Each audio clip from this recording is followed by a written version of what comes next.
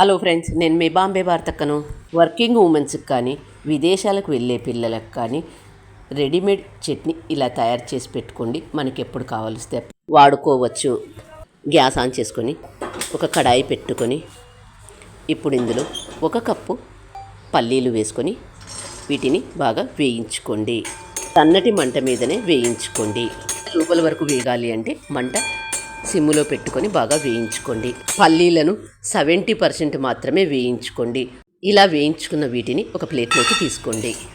ఇప్పుడు అదే ప్యాన్లో 1/4 కప్పు ఎండు కొబ్బరి వేసుకొని దీన్ని కూడా బాగా వేయించుకోండి. వేయించుకున్న ఎండు కొబ్బరిని కూడా ఒక ప్లేట్లోకి తీసుకోండి.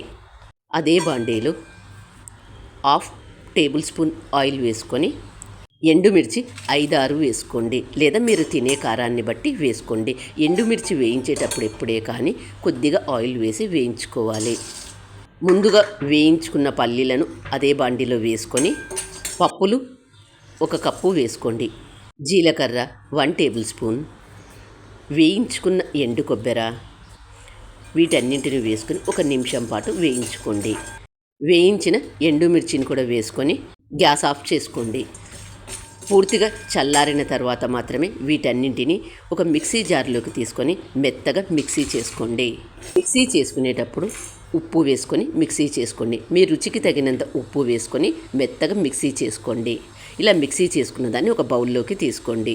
ఇందులోకి పోపు వేసుకుందాం.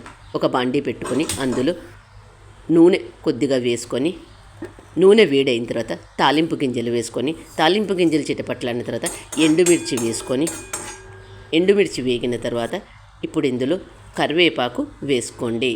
కరివేపాకు వేసిన తర్వాత క్రిస్పీగా అయ్యేంత వరకు వేయించుకోండి. కరివేపాకు ఇలా క్రిస్పీగా అయ్యేంత వరకు వేయించుకున్న తర్వాత ఈ పోపును ముందుగా మనం మిక్సీ చేసి పక్కన పెట్టుకున్న దాంట్లోకి వేసి కలుపుకోండి. ఇలా అంతా బాగా కలుపుకున్న తర్వాత పూర్తిగా చల్లారిన తర్వాత మాత్రమే ఒక 8 డబ్బాలు స్టోర్ చేసి పెట్టుకోండి. ఇలా తయారు చేసుకున్న పొడిని కేవలం ఫ్రిడ్జ్లో మాత్రమే పెట్టుకొని 3 నెలలైనా పాడవ్వకుండా బాగుంటుంది. ఇలా తయారు చేసుకున్న పొడితో పచ్చడి ఎలా తయారు చేసుకుందామో చూద్దాం. ఒక గిన్నెలోకి మనకు అవసరమైనంత పొడిని తీసుకొని ఇప్పుడు ఇందులో 2-3 టేబుల్ స్పూన్ల నీళ్లు పోసుకొని అంతా బాగా కలుపుకోండి. తయారు చేసుకున్న పొడిని ఇడ్లీ, దోశ, వడల్లోకి తినొచ్చు. ఇది కూడా తప్పక ట్రై చేయండి. మీకు ఎలా వచ్చిందో నాకు కామెంట్ చేసి చెప్పండి. నా ఛానల్ కొత్తగా చూసేవాళ్ళు సబ్స్క్రైబ్ చేసుకోండి. Thank you for watching.